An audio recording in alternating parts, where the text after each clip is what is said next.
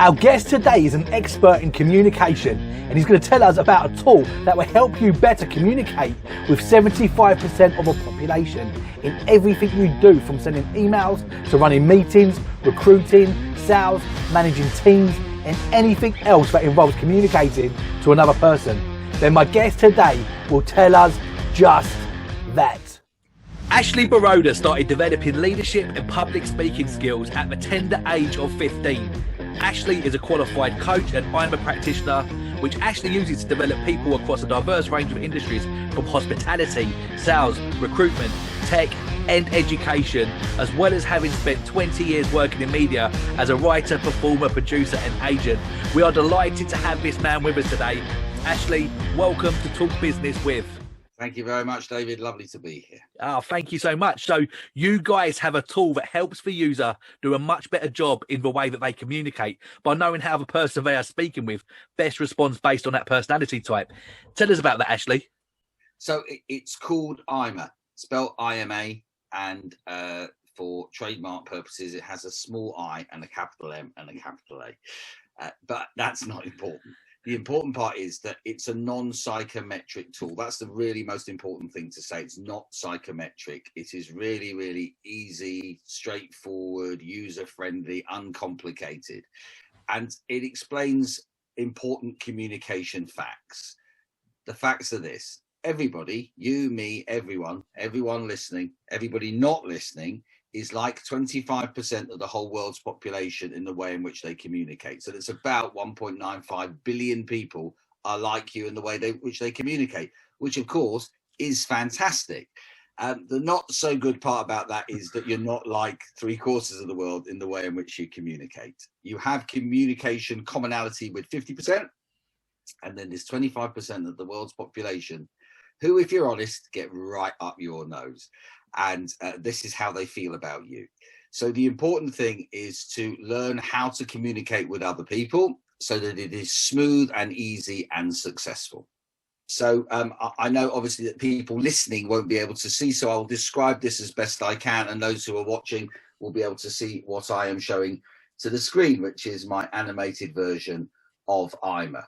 And I'm going to use my telescopic pointer to point out, which came off a Ford Capri in the 1980s. There you go. That's what happened. They recycled them into these. So just on that, Ashley, before you do that, yeah, if you guys are listening to this on iTunes or audio only, or if you're on your favorite podcast grabber, there has never been a better reason to go and subscribe to our YouTube channel than right now to watch Ashley use this technological masterpiece that he's got in his hand right now.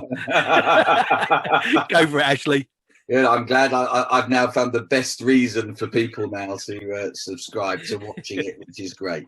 So the world divides it into four, as I've said. It divides firstly in half. So what we have is two sets of assertive people. Now, assertive people are people who wish to put their opinions forward, who like jobs that need decisions and work at pace, and they think into the future. And then we have two non-assertive types of people, and non-assertive people do the opposite. So they think in the present. They do jobs, they're brilliant at jobs that need close, careful consideration, and they wait and express their opinions pretty much as and when they think it's safe to do so. So we have assertive and non-assertive, and then we divide again into people who are left brain thinking. So left brain thinking are convergent thinkers. They are self-contained people. They don't need people to finish projects. It doesn't mean that they don't talk to people or sit completely isolated, although current situation they may have to, but that's got nothing to do with them being left brain thinking. Yeah. That's everything to do with COVID-19. But the people who they know, like, and trust are the people they will share personal and sort of not secrets necessarily, but personal information and things that are important to them with people who they know, like, and trust. On the other hand, we have right brain thinking people, divergent thinkers who are open, and they'll talk to anybody about anything pretty much, but they are looking for recognition, congratulations, collaboration. So which two of those four things? You've got assertive, non-assertive, you've got self-contained, you've got open, and which two of those four things decides your IMA style or IMA color. So there's a red, a yellow, a green, and a blue. But in IMA, it is absolutely intentionally that we call them high red, high yellow, high green, and high blue for very important reason. We know everybody's a blend of all four colors, but you have one lead color, one dominant color. And that color is the one that makes you identifiable and actually makes your communication for other people to read, pattern programmed, and predictable. It will also give you natural skill set for things that you do really well, that you're really comfortable with doing. And if you're comfortable doing them and doing them well, although you can improve, you can expand. You're not saying that you'll stay where you are. You can keep challenging yourself, but within that realm of the things you are really, really good at, when you're good at it, happy, willing to challenge yourself, what's going to happen is you're going to love doing what you're doing. So therefore, hobby or job, you're going to do it really, really well. And whoever is on the receiving end of what you get is going to be really delighted with that, which is why, and we'll talk about it later, is that people have IMA colors and jobs have IMA colors as well. So that's IMA. And it's that simple. I've explained it, right? That's it. I mean, there's where we use it, how you communicate with each person, etc., is stuff for another day. But just basically that is it. So IMA stands for identify, modify, adapt. So the identification is twofold. Firstly, you are self-identify. So you can probably, from that description, have a good idea about which IMA color you are for anybody watching or listening this.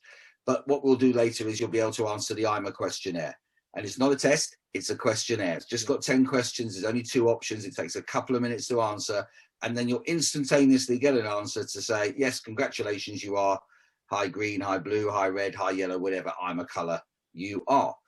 That's it. Then you know that. So that's the first identification. And the other reason, really, there are 2 reasons, I think, for self-identification, which are important, is firstly to become self-actualized so that you know the impact you have on other people, both positive and negative, but you know how you come across.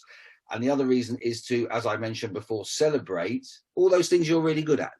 So for those of you who are listening to this, I'm now holding up my most expensive prop, which is elasticated rubber band. It's a nice one. You have to imagine that this is your comfort zone. Now, we're always being told, get out your comfort zone, get out your comfort zone. So here's a good thing you're going to hear from me. Stay in it, right? Just stay in it, take comfort from it and expand it. Bring more things into your comfort zone step by step. Because a big step out of your comfort zone might bring you do something you've never done before. But the chances are the moment you finish, you step right back in it and you're unlikely to go and repeat whatever it is you've built yourself up to do, but your skill set is in that. So that's that's the self-identification. The key I in IMA is about learning to identify the other 3 styles that are not like you and learning how to communicate with each of those IMA colors. And you could need to identify them for all sorts of different reasons, but that's it. And the M&A, which we're not going to really go into today, it is a modification of behavior and adapting communication to do exactly that. So you're more or less mirroring who it is you are talking to. In an ideal world, you know their IMA color and they know yours, as well as you knowing each other's. And that way, so if you and I are of different IMA colors, you communicate to me in mine, I return my communication to you in yours. Yeah, we're going to have business owners and entrepreneurs from all types of industries, and we're going to break that down a little bit in this interview and talk about how you've seen successes within those diverse different categories. Just briefly, tell us how you became a coach and how did you first come into contact with IMA? So my career really was in entertainment, live entertainment, television, radio. That was my world. And then I started, and I did stand-up comedy. Difficult, I know, for those listening to think, really, he did stand-up comedy? But I did. And I moved from London to Manchester, and I had an opportunity to do comedy courses for Manchester City Council in an area of regeneration, which at the time was East Manchester. They just had the Commonwealth Games. Manchester City were moving into that stadium. They were doing cultural regeneration. And I pitched them the idea of doing a stand-up comedy course, which eventually they took up. And I did a whole number of them, to be perfectly honest. And off the back of that, I started doing corporate training on how to do presentations, not the way anybody else had ever done them before, because I had 3 non-negotiable rules that were really, really difficult, but people went along with them.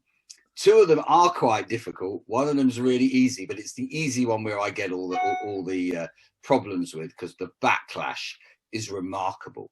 So my rule number 1 is that you tell stories, right? You always tell stories. That is a must, because that is how people listen and remember anything, right? I'm telling you stories now. We're talking in stories. What you're going to remember is any story I told today, not necessarily the mechanics of how IMA works, right? You'll get a general idea, but you might not remember. But if I tell a good story, you're going to remember that. So that's the important thing. It's difficult to do, but you get the hang of it. Number 2 is cause a reaction. Again, quite difficult. But what I mean by that is to tell something, a whole audience full of people, something they do not know. So therefore, they're going to want to action something accordingly. Now, you can't make them action it, because they're not people you'll ever see again, quite possibly, certainly not as a group. So the idea is to get a reaction, mostly a positive one. But even if they go, right, I think you're an idiot and I think you should never have been allowed to speak, it doesn't matter. That's the next best thing. It is a reaction nonetheless.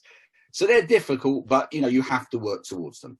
The third thing, David, is the most easiest thing in the world, but the one in which I get the most backlash from. No slides, no PowerPoint, no keynote, none of that nonsense, right? They are absolutely a terrible idea, and they should be made illegal across the world.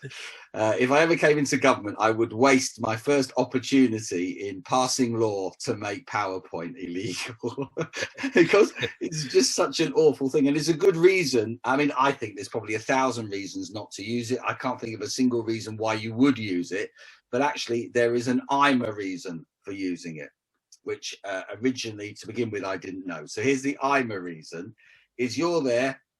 Firstly, I don't like it because you'll be stood on the stage and you have to stand to the side to allow people to look at your pictures or words or whatever it is. Now, as somebody who used to be a performer, I want to be centre stage, right? It's fair enough. That's what it's about. I'm the speaker, therefore I should be centre stage, not my slides.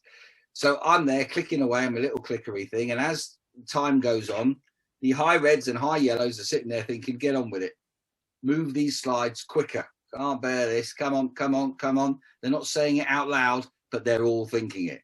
At the same time, the high greens and high blues are going, oh, hang on, hold on, bit too quick here. I need time to absorb what it is you're putting on the screen. But when you speak, people build into your pace. And also they can stop you and ask you questions. There's not a confusion. There's also not the idea that actually what happens is you end up staring at the screen and not listening to the presenter. So that's the reason. And I was working with some people who I did that with, who decided that I needed to qualify as a coach. So I did. I did it with a wonderful organization called MOE, which is in the UK, but I mean, I live in Manchester, but I did the course in London, and I'm still heavily involved with them, but that was many years ago, and I'm still involved with them, and they must be doing, I don't know, 50 courses a year at this point. It's absolutely fantastic, the number of coaches they have brought into the market, which is great news. And while I was coaching people about doing a pitch, I was teaching people to pitch. We always won all our pitches, by the way, because I had a very easy formula based on what I knew what everyone else would do. And they'd use slides and we never would, right? So that's already going to engage more people. And one of the guys in which I was coaching, who has not a coaching company, but a coach and bus company, right, a real coach. And I don't know why he was so good anyway, didn't really need my help, but we got on famously. But he kept telling me about IMA, and he uses it internally. I mean, in a big way, he uses it internally. And he explained it to me, and I thought, well, if something can be that easily understood, then I'm on board. I could use it for all my presentation training, get people to understand how to communicate better. And he introduced me to James Knight, who's the IMA master. I became an IMA practitioner probably 6 years ago now, and I just use it for everything now because I know it never fails me. Yeah. I know you do a lot of face-to-face training. So in environments like this, you're likely to have a mixed crowd of all different personality types. knowing that and knowing what you know, how do you ensure that all 4 IMA types are staying awake? Okay. So firstly, I have to lead with my own IMA color, although I have to allow for the fact that I know there's going to be a group of people who are actually going to find my style not to their liking necessarily. So I have to give them something that I'm not giving everybody else. That's always the secret about keeping people awake, and then asking questions of the audience. So on Zoom, as where I'm now doing most of my training, I always make sure quite early on I've asked 2 or 3 questions to 3 different people, at which point, if you're on my course, you're sitting there going, he's going to ask me a question at some point, and I need to stay awake here.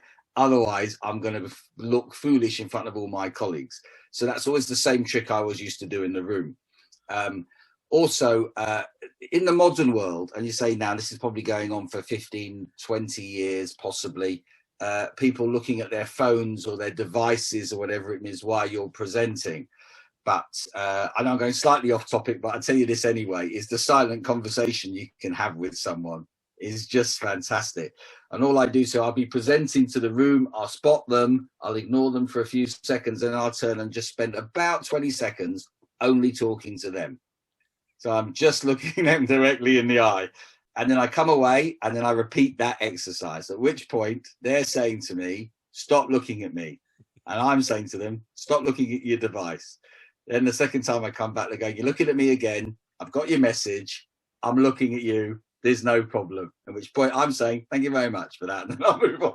And I'm trying not to smile while that is happening, because I'm still talking generally to the room. But I know that I've clocked them and they've clocked me. So it is difficult. It's one of the things that we've done some work in schools. And one of the biggest problems in schools is that one teacher has a teaching style, their own IMA color, and then there are 4 in the room, 3 of which are not like theirs. So therefore, they have to understand that they might have to slow down a little bit if they are an assertive person, or if they're non-assertive person, at times they have to speed up. So you're just going to have to vary the way in which you communicate at that level so that everybody gets everything, which is exactly why not to use slides. You can see that now, because that's not going to make any sense. So quite often I will present in my style, and then I will slow down and ask people questions, ask them if they want to ask me any questions. I give notice. I'll say, I'm going to stop in a couple of minutes for questions. So therefore, they're going to prepare that questions. I know in those 2 minutes, they're not really listening to me. So I'm not saying anything new.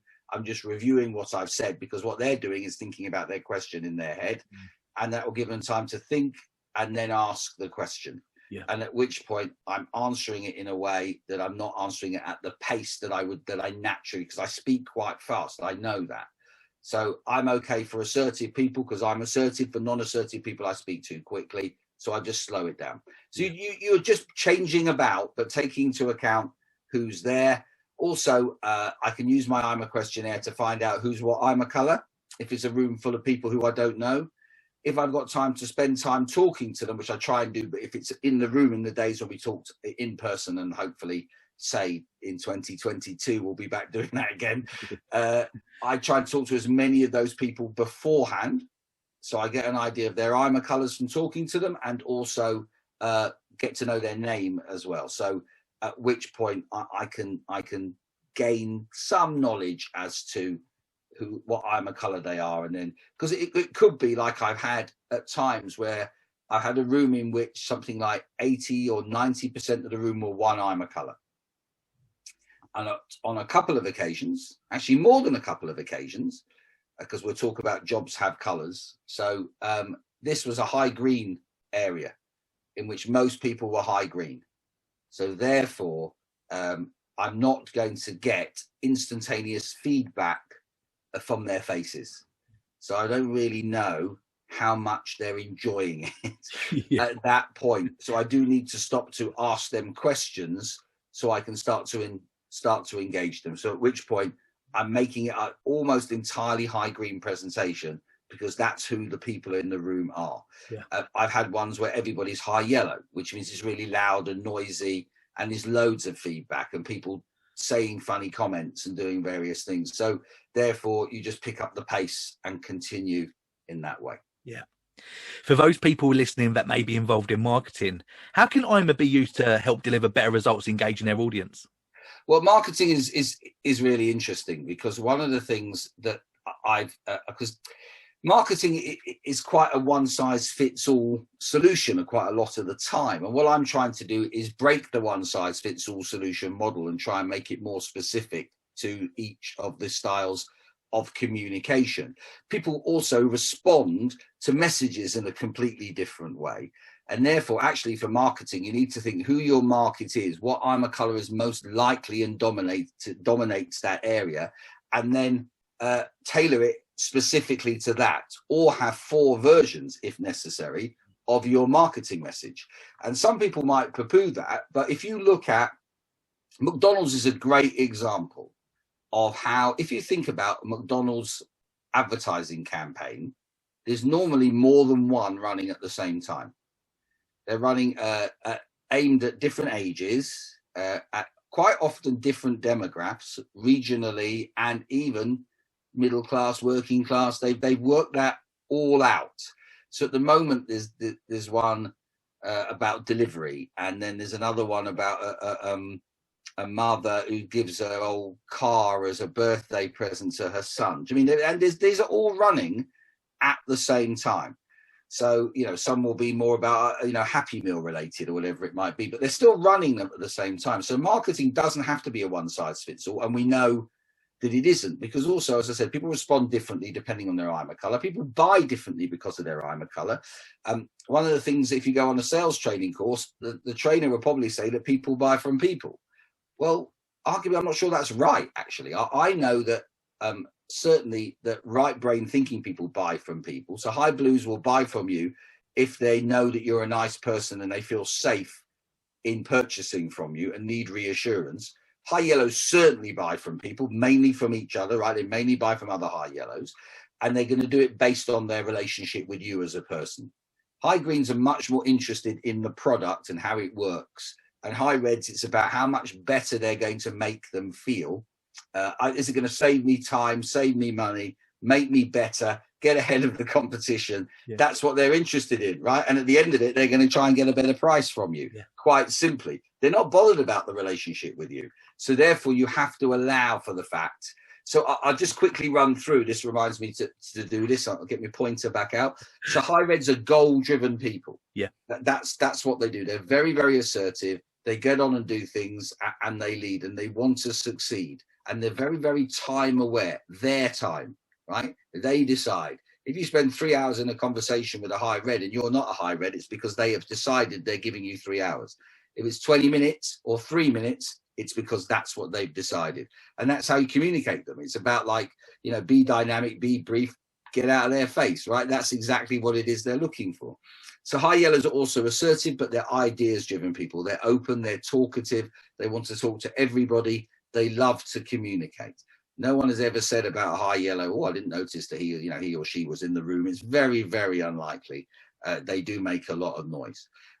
So high greens are non-assertive, self-contained. They are thoughts-driven people. So they're great at detail.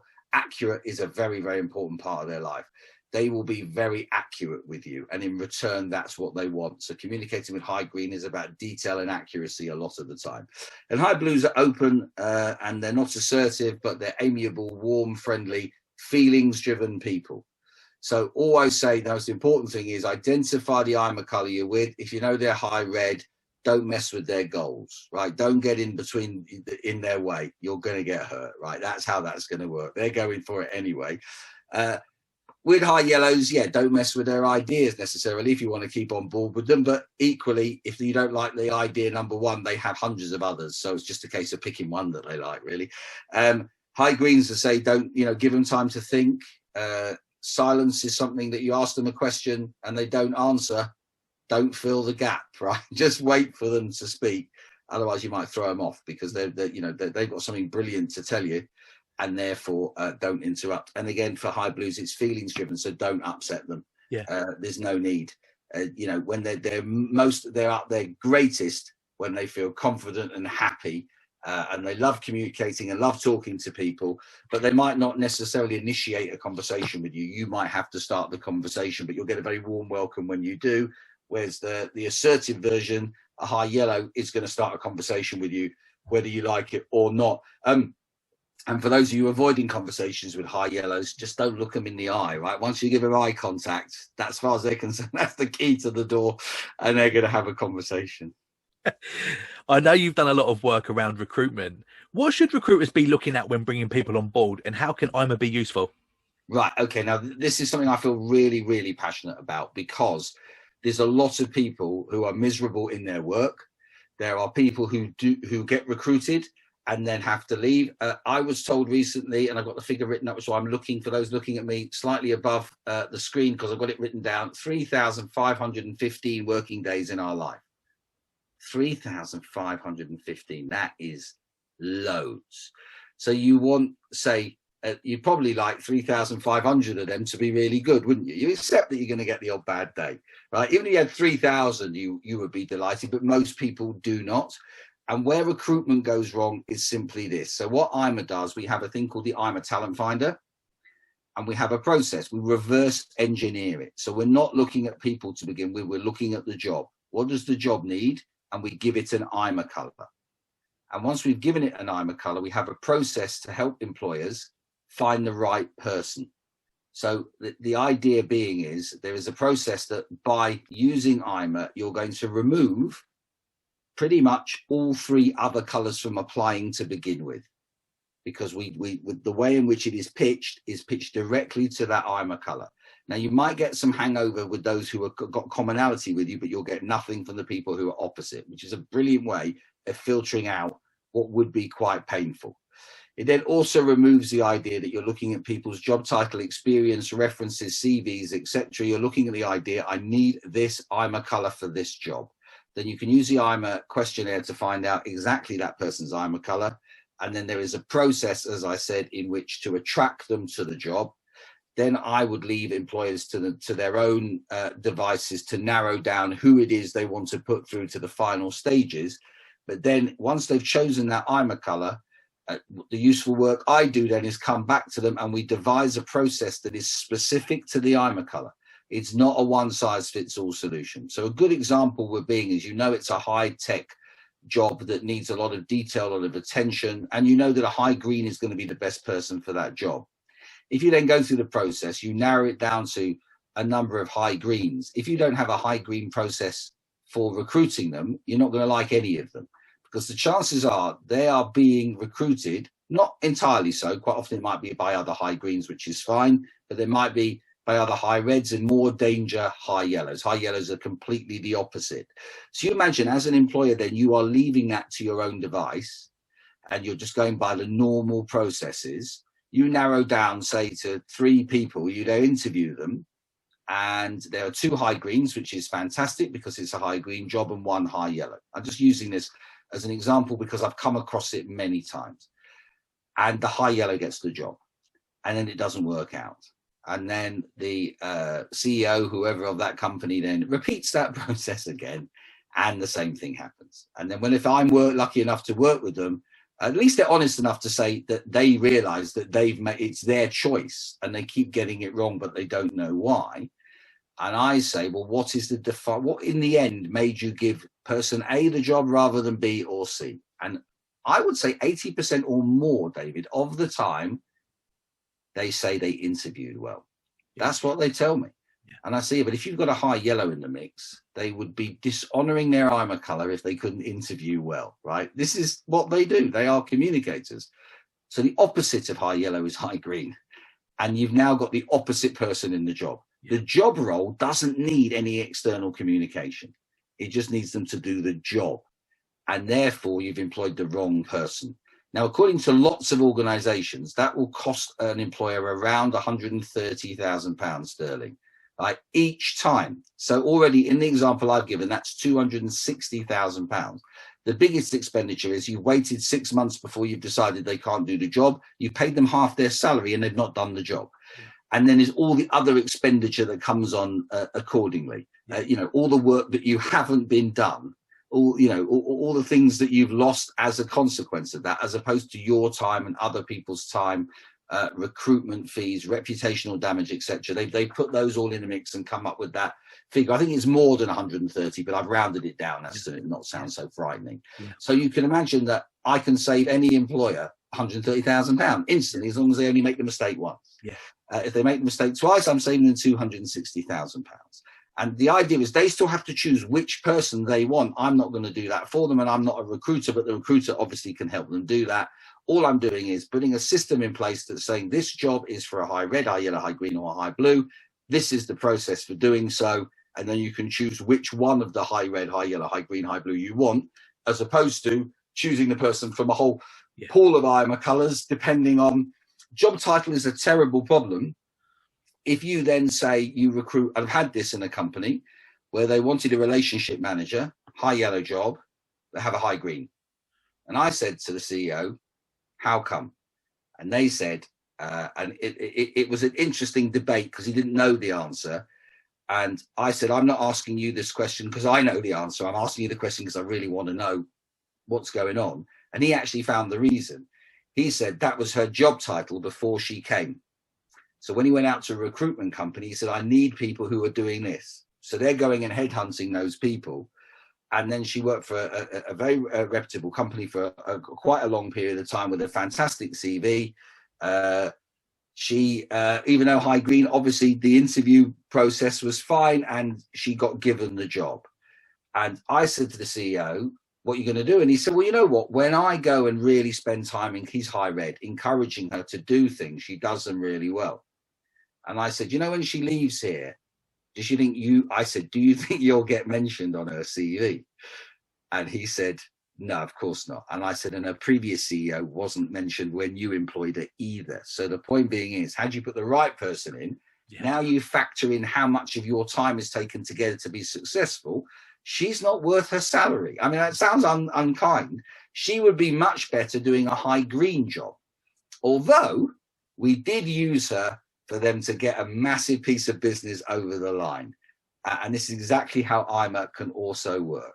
So they have an existing customer who's high green, tech company, and there was some more business for them to be done. But the head of sales, quite understandably, is high yellow and very fast talking and likes to just, have meetings with people, have fun with people. And high greens are the opposite of high yellows. And he said, the reason we're not getting this business over the line, he said, I can't bear spending any time with him. I won't say the company, obviously I'll get in massive trouble.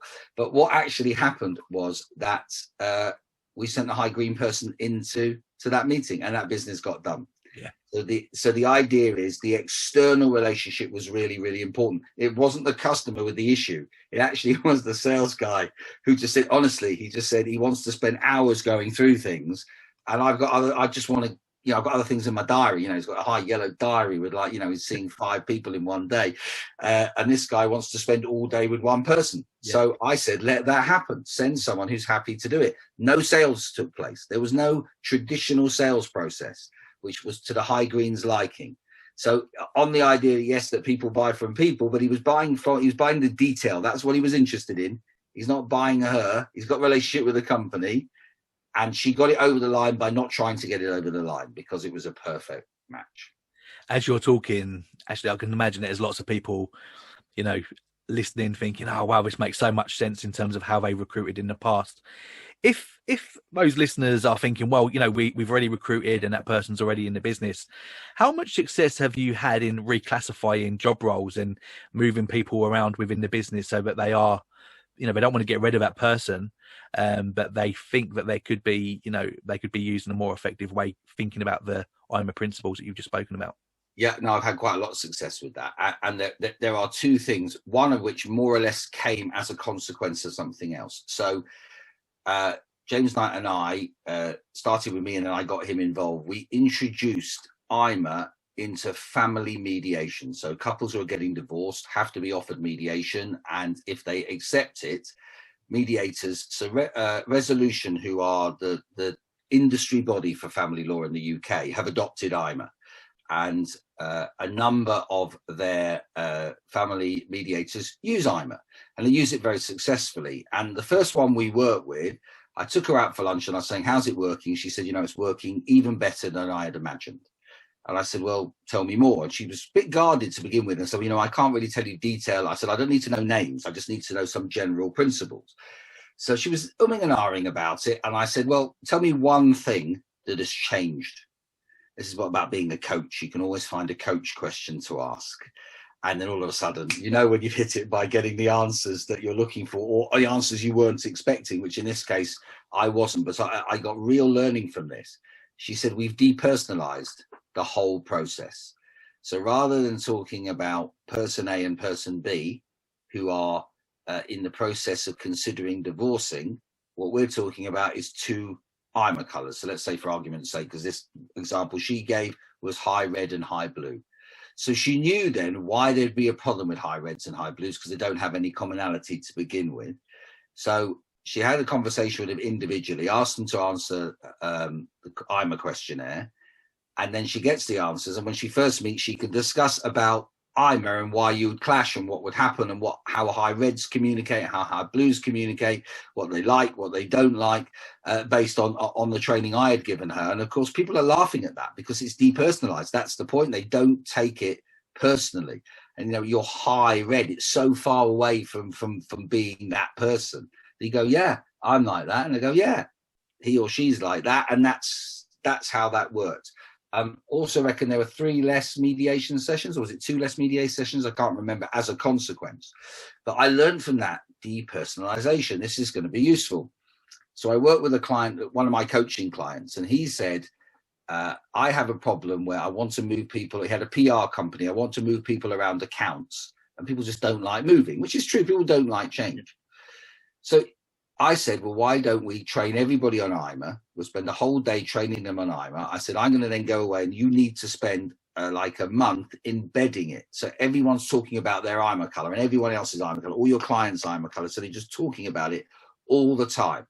Then ask them to move via their IMA color. So if someone said to me, Ashley, can I have a word? And I'd be going, oh, what does he want? Like that was exactly would be I need to move you from this to this. And I'm thinking, you know, I'm quite happy where I am. What does he want to move me? What's he up to? That's just the way the world of work. There is a degree of paranoia. But he turned around and said, Ashley, look, I need some help from you. Have you got a sec? And I go, yeah, of course. So we sit down, we have a cup of coffee, and he said, look, we've got this department here, and I'm a high yellow. So he'd say, I'm high yellow deficient. I need someone to go out and present. I need someone to go and network. I need someone to go and meet people. I want people to go and give sales presentations. I'll be going, thanks very much. I'll start Monday, right? If it's not already Monday, I'll have started straight away. But the idea is I feel quite flattered. So it's a completely different. I didn't know when I told him I would do this, that this would work, but it was based on what I'd learned from the family mediation, and it worked perfectly.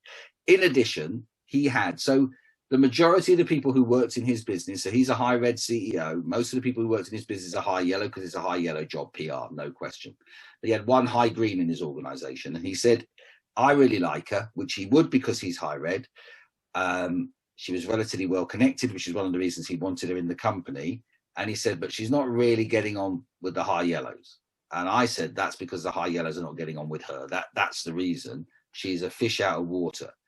And I said, there must be a whole load of tasks that actually you as the CEO require to happen, to be carried out, that are not happening, that the high yellows are not doing. And he said, in a way in which most people do, oh yeah, God, I can make a list. So I said, okay then, can't then. And he said, what now? And I went, well, I'm here now and you're paying me, so make the list. So we made the list, and I said, here's her job description. And it is her job description. That's it. Still going as far as I know. So it was just a case of she had a high green job as opposed to a high yellow job, and she was very happy. So the other thing I do with companies, and it's the thing I like doing the most of all, I mean, I love doing IMA training because I love sharing it. I love people understanding it. I love the revelation where they realize how it works. And as a high yellow, I love talking. But the thing I love doing most is what I call the IMA health check. Now, the IMA health check is sort of similar to what companies would call an HR audit. But HR audit sounds very clinical as a title. And there seems to be a sort of implication that someone's getting booted out as a consequence of this. And IMA health check's not doing that. what I'm asking people to give me is their job descriptions as is. And what I mean by that, not the one that the human resources department has on file or their dream version of their job, but the one they actually ended up doing in bullet point form, and send it to me.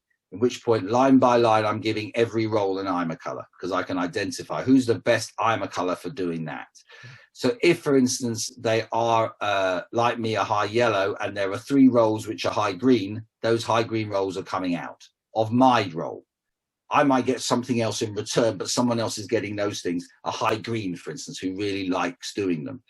And then we might look to see if there's any high blue or high red elements that which we could filter out. That's not as urgent, but certainly would be good to do so. So my job is tailor-made for me all of a sudden, which means I'm happier doing it. I'm better doing it. The clients get a better service, which means they use you more. They want to pay more, and then the company does better. There's very few things in the world in which are win-win-win, but this really is. It works for the client, it works for the company, and it works for the individual. And I think that is a fantastic thing. It's an awesome way of getting square pegs in square holes, right? Exactly right. That's exactly it. And the idea that 80% of the people at some point in the world are unhappy doing their job will be good if we could reduce that number significantly. You know, if on the rule of 80-20, if it was 20 people who sometimes didn't like their jobs and 80% of the people who love them, because the skill sets are there. That's the point.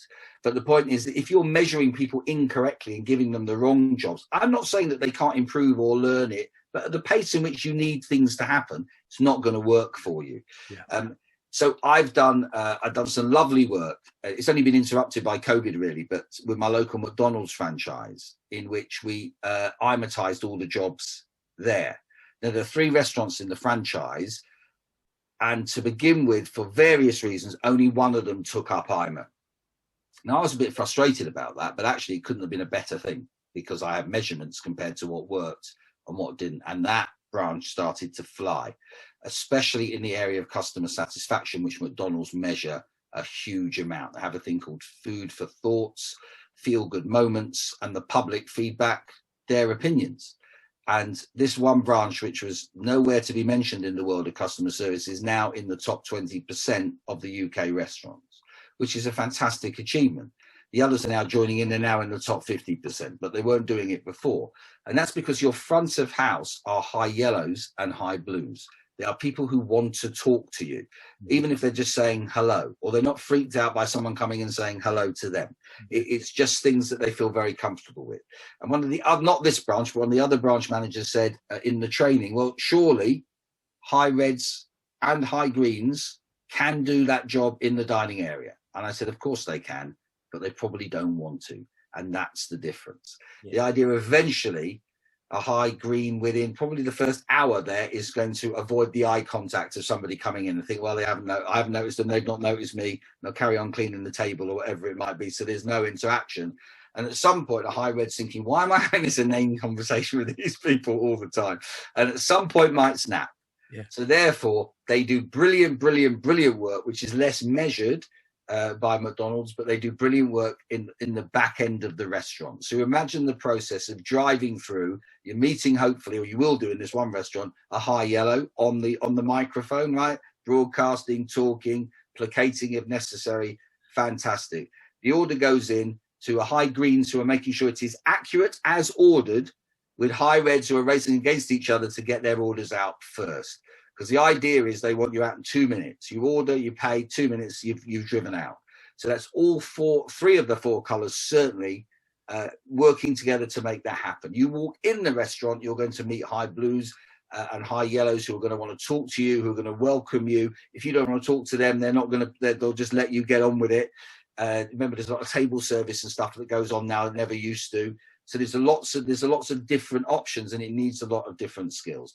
And it works. We know it works. I have all their data, which they really kindly officially shared with me, which I can share with people. And you can see, yeah, it absolutely works. So yes, could they get a high red or a high green to be really good in the dining area? Of course they could, but they'd have to spend a lot of time getting them there. Yeah. So get people in their natural, go back to my rubber band, go into their natural areas and let them thrive. Yeah. And if they're happy doing their job, they do their job well. Yeah, awesome. As we know, IMA is a communication tool, and we now live in a digital age where lots of our comms are now via the internet. What are the risks we face when communicating via email, and what are some of your best tips? All right, okay. So the idea again, there's no one size fits all solution, and therefore you communicate accordingly. So I think if you're again with all sort of general communication, you have to just try and find a way that there is something for everybody. Email is the most dangerous thing of all. Now, for years, I thought the danger of email is that people didn't understand what's in your voice when you say something. And the bigger danger was you misunderstanding what was said to you because you're reading it in your mood, not in the mood of the person who sent it to you. And I always thought this is a very dangerous activity, and therefore you've got to be really careful. Then I discovered IMA and thought, now I know I can understand by reading the email who it's coming from. So I know if I'm getting a very short, if it starts Ashley, right, with no hi or dear, the likelihood that person's high read. I'm already thinking this is high read. And then I look at it and it's about 3 or 4 lines, straight to the point, quite demanding in its tone. I know I'm dealing with a high read. So I reply to them in their style. So that leaves the fact that it's going to be 4 or 5 lines, quite often including my name and theirs, right? Straight to the point. If it comes very friendly, very warm, very apologetic, people saying things like, I'm sorry to take up your time, or any of those type of clues, I know it's coming from a high blue. So therefore, I'm taking my time to answer. I'm going to be warm, friendly. I'm not going to put them, I'm going to make suggestions to them. Maybe we can do this. This will be a good idea to do that. And give them time to feel comfortable. No expectation, by the way, that I'm going to get a reply instantaneously. I might do, but there's no expectation of that. So it's a very, very warm, friendly, generous email. So that's what I read. That's how I reply. A high green will probably be longer. I had one last week that was about 7 or 8 paragraphs that I had to read. I hadn't met the person, but I knew they were high green. So I had to reply to them with answering all their questions. Now, mine wasn't quite as long because I find it difficult, because I'm the opposite of that. I find it very difficult to be able to communicate like that. But I did. I had to make the effort to do that. And it's fine. We're moving on. So it's great. There's progress being made. Now, high yellow is a very interesting thing because where the other 3 have a distinct process for emailing, high yellows are much better off phoning them, right, or talking to them face to face than they are in an email. So just by the fact that the email you're getting is not like the 3 I've just described, it will be from a high yellow. It's always have high, it will always be friendly. It might say something funny or provocative or whatever it might be, or it'll still be quick and to the point, but it will feel warm and open in the way in which it describes. So if I do get an email from that, quite often I'll reply and say, shall we have a conversation, or shall we have a Zoom meeting, or in the old days, shall we meet and have a coffee, or whatever it could be. Those old days obviously were only in 2019, but we'll be back to that. But the idea is that's the best way to communicate with high yellows, is actually face to face. So one of my stories that from my own experience is working with a company in which, interestingly, I think all of them were women. So this goes to prove its communication style. It's not sex-based, right? That's just not what it is. It is exactly the communication style. For men or for women, it's exactly the same. And the CEO was high red, not unsurprisingly, because that's a high red job. There was the number 2 person in marketing who was high blue. And her immediate boss was the head of marketing, was high yellow. They had all the right people in all the right places. And because of experience, when the high blue needed to email the CEO with an idea of 3 things she wanted to do, by instinct, not by knowledge, because she hadn't done the IMA course when she wrote this email, she wrote to her CEO in high red. That's exactly what she did. Straight in, bang, bang, bang, out. So there were 3 things. So the high red reads it, understands it, likes it, and sends back yes. That's what the email said. Yes, 1 word. Now, I know, and she knows, that meant all 3 things. But the person receiving it, because she's high blue, didn't. So she thought about it for a while, worried about it, and then thought, well, I need to know So she went back for clarification. Right, that got right up the high red's nose, because she'd already said yes, which, as I said before, she had. But that's not how you communicate with a high blue. It was a breakdown in communication. She did not communicate to the other person in their IMA color so that she could understand what it is she was saying. So she made a situation worse and made someone feel bad when they didn't need to. And my joke with them was, I said, all you had to do was be nice and warm and friendly. I like all three things for this reason. Good luck with it. If you need any support, let me know. My door's always open. Right? And I went to do it and I saw her face. And I said, yeah, but you know you don't want her to do that. And I looked at the other woman and said, and I know you're not going to do it. So it doesn't really matter, but equally, it sounds nice, doesn't it? And therefore, at least the email has been a success. Yeah. What's the best way for someone to find out what IMA colour they are? I'm a questionnaire is the answer. It takes a couple of minutes to answer. Unless you're high green, it does take a little longer. It's ashleybaroda-ima.com, which I'm sure will appear in all your correspondence, David. So it's ashleybaroda-ima.com. There are 10 questions only. There's radio buttons, option A and option B. And at the end of it, you will get your answer of your IMA colour there and then. No charge to do so. Just have a go. So that's absolutely free. And we'll make sure that the link is in the description below as well. So if you're watching this on YouTube, the link for Ashley's website where you can take this questionnaire will be underneath the video. If you're listening on a podcast, it will be in the description as well. So make sure that you do that and take that opportunity. And as it's free, wow, what an opportunity. So as a company involved in selling training, what has 2020 taught you, Ashley, about the future? And how important will technology be going forward? I think technology will be everything going forward. I think one of the things that's fantastic is that we don't necessarily all the time have to travel and be in the same room. You can do training very successfully if you know how using video conferencing. I'm more specifically to say Zoom because it has breakout rooms, which is what makes it so much better than everything else that's on offer. And the quality of what you get is fantastic. I have no shares in Zoom. I'm a customer of them. I pay the premium rate. It is absolutely brilliant. And so you can do it. Also, what's been fantastic is where people have been working remotely, and a lot of people need to work remotely, by the way, which is something I'm going to come on to in a second, is that all of a sudden you've got a reason to bring them together. Now, I'm sure there's team meetings and various bits and pieces, but a good training session, and my training sessions are very lively, and I get people go breakout rooms, and there's lots of questions, and there's a little game show element, there's all sorts of stuff. And I used to have other games and activities that I used to play in the room that I can't actually do on Zoom, but I've replaced them with other things. And you can use the chat bar, and you can be as creative as you like, but you get the same benefit, but you haven't had to travel, you haven't had to park, you haven't had to eat somebody else's lunch or drink their terrible coffee or whatever it might be, right? So when you hired a room in a hotel, and rooms in a hotel all look the bleeding same, it doesn't really make any difference if they're 3, 4 or 5-star hotels. They're all exactly the same.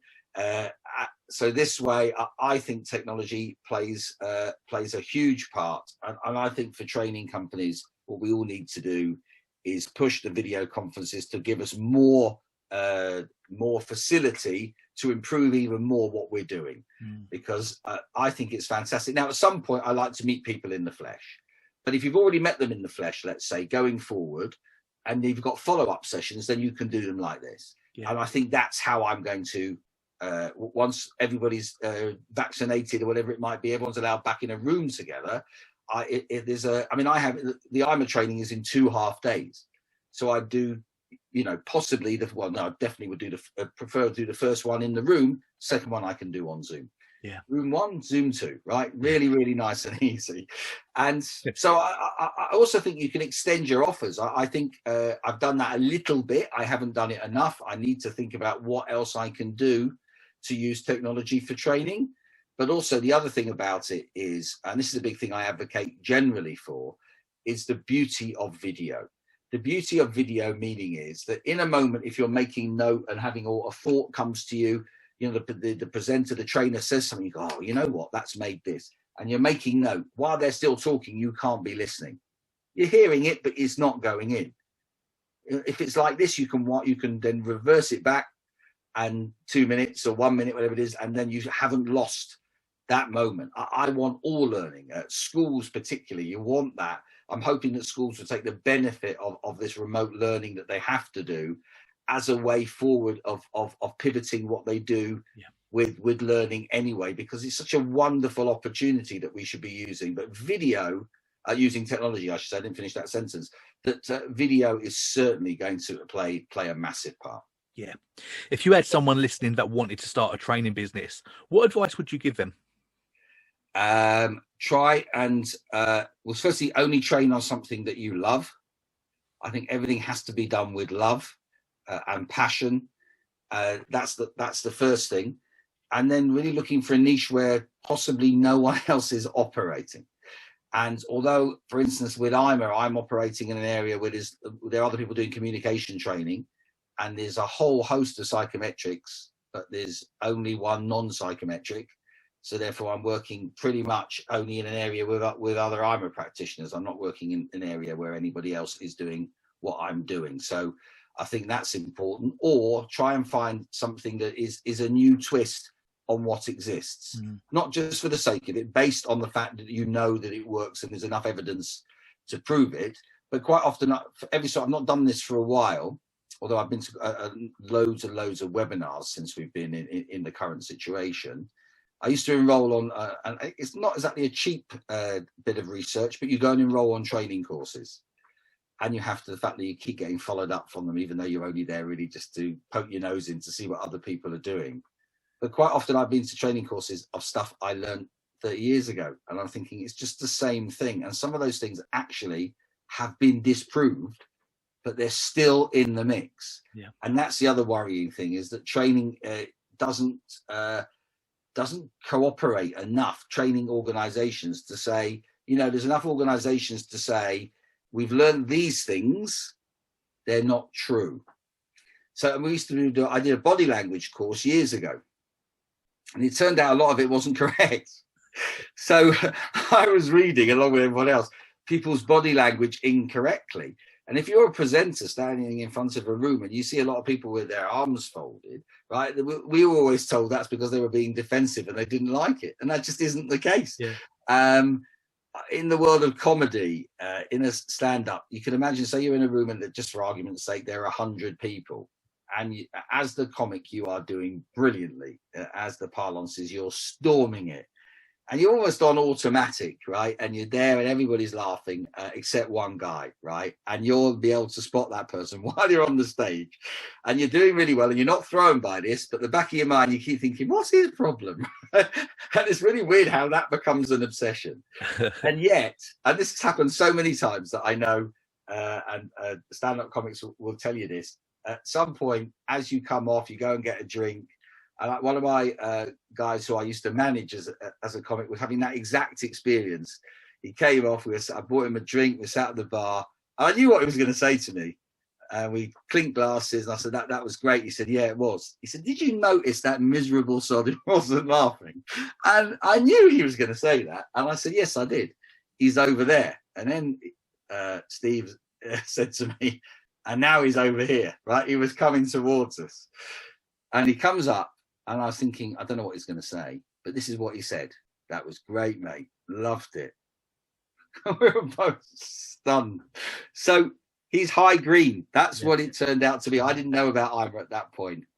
And I said to him, look, excuse my butting in, but I watched you and it didn't look like you were enjoying it. And he said to me, no, I laugh internally.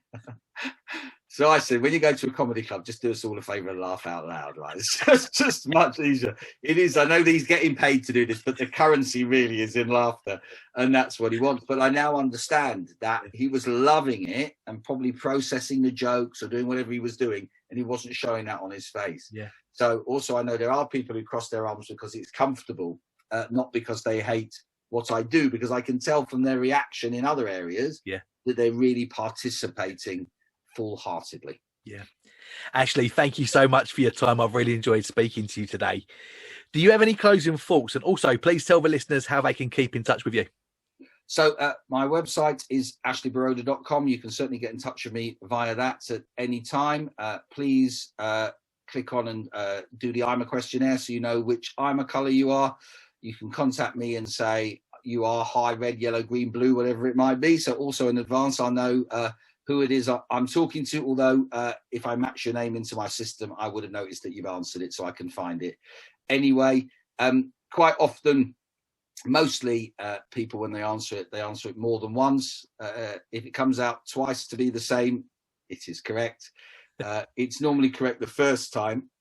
Sometimes people answer, so high reds sometimes come out high yellows, or vice versa. High reds might come out high greens, high blues, high yellows. Just by answering one or two questions when you're not sure, it might throw you into the one you have commonality with, but certainly won't put you in the opposite one. High blues won't suddenly become high reds, right? That's never going to be the case. Yeah. Because I had one the other day with some training, actually with association, the coaching, where there was a woman there who I could tell was high yellow. Everything about her is high yellow, and then she came out as high red, and I said, just answer it again, right? No prompts, just answer it again, and she didn't came out high yellow. But again, what happens is in time you get used to being able to identify people's IMA colours, not always necessarily on video conferencing, although you can for the most part, but you definitely can do it in person without any doubt, and from their emails and from their telephone calls. Ashley, brilliant. Thanks again for your time. I'll put a link to your website address in the links below. Look forward to speaking to you again sometime, Ashley. That will be great, David. Thank you very much for your time.